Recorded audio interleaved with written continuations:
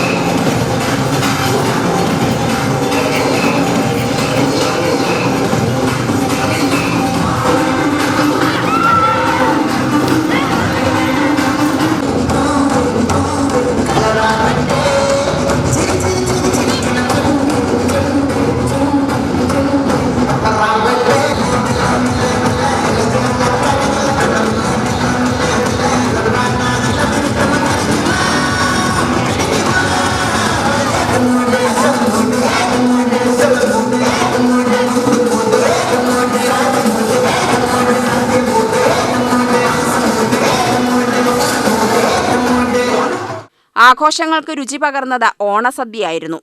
പഠനത്തിന്റെയും പരീക്ഷകളുടെയും തിരക്കുകൾക്കിടയിൽ ഒരുമിച്ചിരുന്ന് ഓണം ആഘോഷിച്ച വിദ്യാർത്ഥികൾക്ക് ഓണസദ്യ സൗഹൃദത്തിന്റെ കൂടി വിരുന്നായി.